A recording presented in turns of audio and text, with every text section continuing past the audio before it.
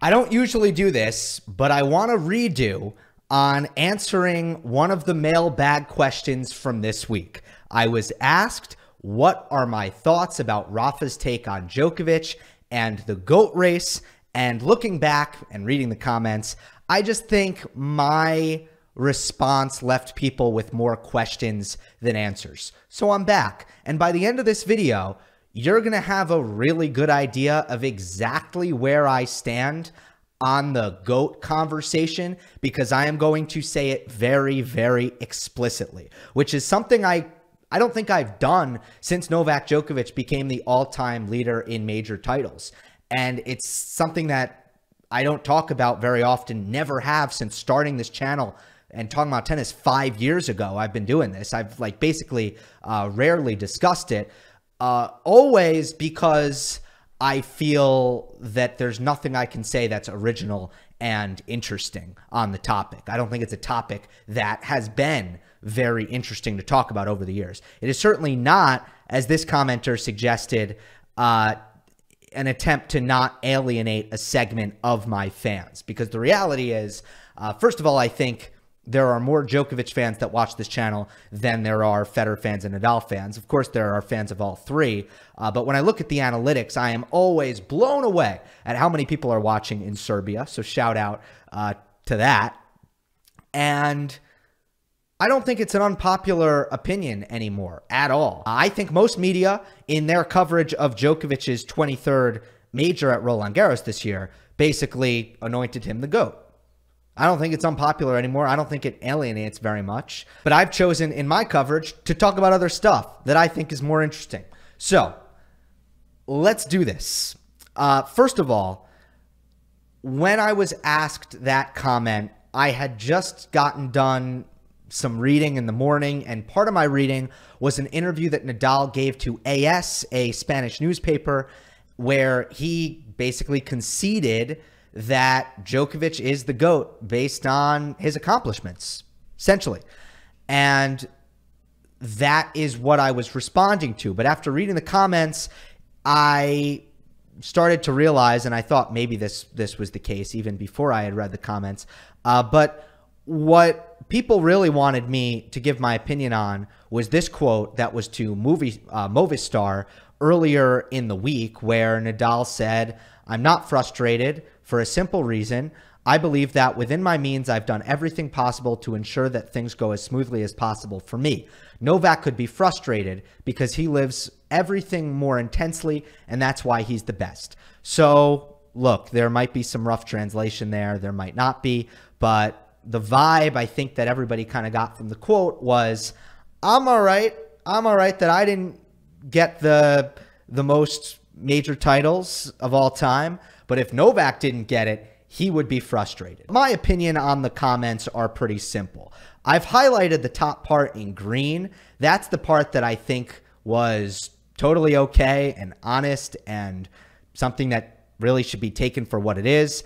The part in red should have been left out because he just shouldn't really speak for Novak. You know, that's something that Novak can communicate himself, and maybe that's true, maybe that's not, but it's not really Rafa's place to say, this is how Novak would feel had that happened, right? I think that's pretty simple and doesn't require much further explanation. But at the end of the day, I think this whole conversation is a little bit pointless, and I think some of the emotions involved and the toxicity involved in people talking about this quote was pretty unnecessary, considering the fact that if what Rafa said about Novak were true, I mean, it wouldn't be a big deal, and honestly, it shouldn't really be taken as an insult or a shot whatsoever. I mean, goal-oriented motivation is not inferior in any way to process-oriented motivation. I mean, some people are process-oriented, some people are goal-oriented, and that is fine. I mean, look, do I think that Novak falls more on the side of goal-oriented based on the things that he's said over the years? Yes. And has Rafa, for his entire career, been saying things that suggest that he's process-oriented? Yeah. Like his whole career, he has been saying the same thing consistently. So while I think it's completely unnecessary that Rafa would feel the need to speak for Novak in this context, at the same time, what he's saying about himself should be accepted in its entirety. And what he's saying about Novak isn't all that much of a insulting accusation at all. Now, I understand that if you interpret Rafa saying, well, I could have tried a little bit harder, and if I tried a little bit harder, then I would have had more success, then yes, that would be disrespectful. That's just simply not what Rafa was trying to say. Clearly, I mean, if you followed his comments that have been similar to this over the years, you know that he's by no means implying that he didn't give 110% effort. And by no means does the fact that, for example, he injected and numbed his foot to play Roland Garros, that is not at odds with what he's saying here. The counterattacks on Rafa were largely dumb because Nadal's effort is not something that undermines his insistence that he's not motivated by the record books, that he's not motivated by the titles. What he's always said throughout his career is that he does it for the love of the game and for the love of competition. And it's just, you know, he's always downplayed how much the records mean to him, and Novak has not downplayed that, in fairness. So with that, let's move on. Going back to the GOAT stuff. Remember when I first read that mailbag question, I thought it referred to Nadal's comments that essentially conceded the GOAT title to Novak.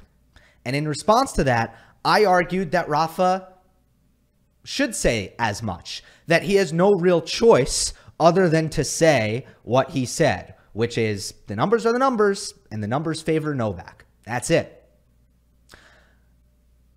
And I agree with that. You see, here's the thing. And now I'll kind of get at how I feel about all of this. When you've been number one the most, and you've won the most majors and the most titles, there is nothing to discuss because those are the most important things. That is what matters most in the sport. Winning majors, being number one, and after that, I'd say big titles.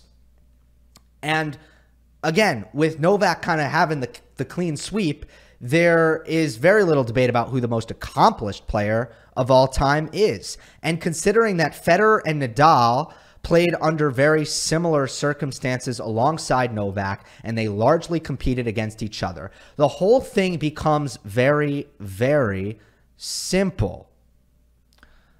But my goal, as I said in the beginning, is to actually find something interesting and original to say when I'm doing mailbags, and that is not it. So I took the opportunity to discuss why I think the GOAT conversation becomes way more complicated when you include players from previous generations. You can think that Federer, Nadal, and Djokovic are the three greatest ever, and that they just happen to be born within 7 years of each other. And that's just this kind of crazy coincidence. And obviously they pushed each other. Or you can acknowledge that theory in part, but you can also be open to the idea that there were reasons why three players were able to shatter all of the records at the same time, that three men born within 7 years of each other were collectively all able to shatter all of the records, the important records set before them, with few exceptions. So things I like to point out because I think it's interesting and it should be considered: the fact that Roland Garros used to be slower, Wimbledon used to be faster, modern sports medicine was not where it is today, sports psychology was taboo, racket technology was different. And essentially my two biggest things were less players used to win across all three surfaces, and less players used to compete at the highest level past 30 years old, right? Just throwing those things out there and saying, hey, you know, these champions of our past, they did come up under radically different circumstances. And this part was misunderstood. This does not mean that any of them have a case to be the GOAT. This does not mean that anyone before the big three has a GOAT case at this time. I don't think Rod Laver has a case. I don't think Bjorn Borg has a case. I don't think Pete Sampras has a case. What it does mean is that maybe, just maybe, crowning a greatest of all time like it's a matter of plain fact is dismissive of past champions in a way that doesn't carefully consider their circumstance. Maybe. It's something that I am still kicking around, still thinking about, don't have a definitive answer on, to be completely honest. But unlike some of the other discussions that have been had, not only with the big three, but even with Serena Williams, even with Serena, and just how quick a lot of people were to just declare her the GOAT, you know?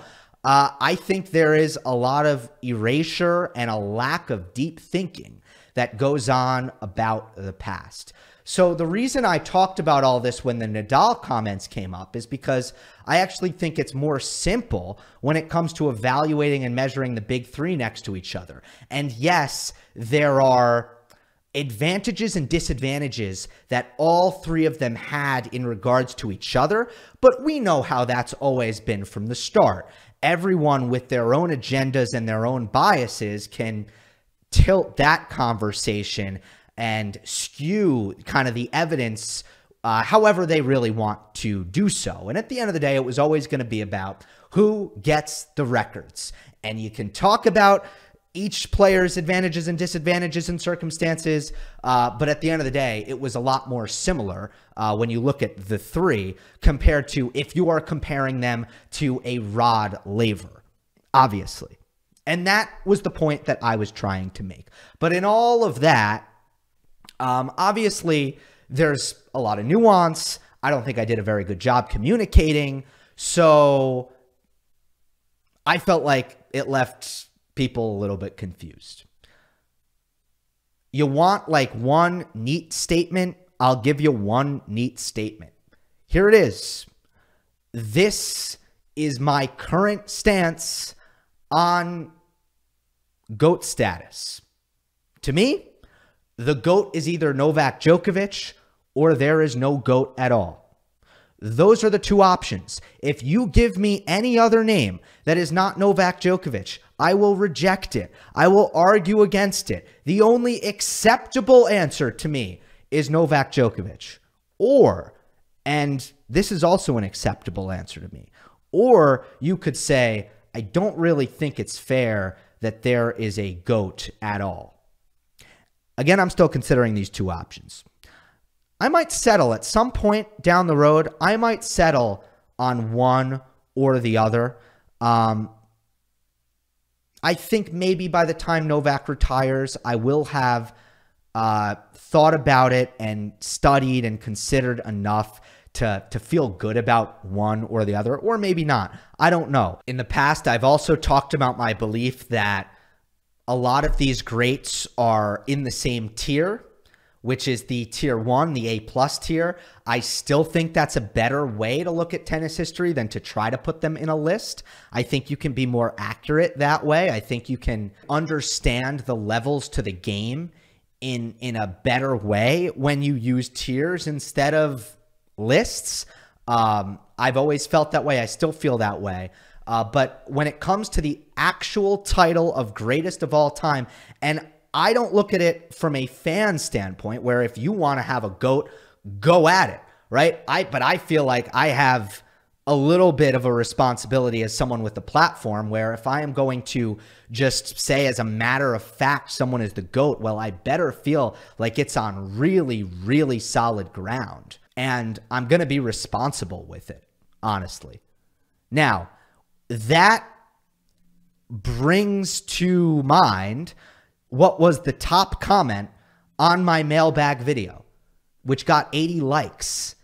When Federer had Grand Slam and weeks at #1 record, he was lauded as a GOAT by all the fans, media, and tennis commentators. Now when Novak has all those records and much more on top of that, like 2 times Golden Masters, there is a question mark and debate if he is really GOAT. The numbers suddenly don't have the same weight as they did in Federer's case.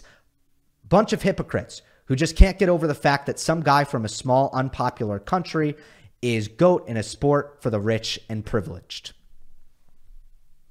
The reason I'm including that comment in this video is because I totally sympathize with it. I get that. If you're a Novak fan, you have the receipts. You remember that time when it was perfectly acceptable to just slap a GOAT tag on Roger Federer, and it was not scrutinized to the level that Novak's is scrutinized. That is 100% true. It is 100% true that the media was quicker to give that to Federer because he was a darling of the media. He was a darling of the general public, and Novak has not been. You're right. And you're right to resent that. But me, that's not my problem. It's not. And I can't be held accountable for that. Because when this was going on, I was not a part of it. I was not in tennis media. I wasn't even close to being in tennis media. I wasn't at a stage in my life where I was thinking all that deeply about the sport. I really wasn't. And by the time I was, that whole Federer is de facto default the greatest who ever played, that stuff had already quieted down. I'll tell you that. It was already gone. Look, I hear you. And I remember when Federer was being labeled, as a matter of fact, the GOAT. I remember it. But I can't be held accountable for that.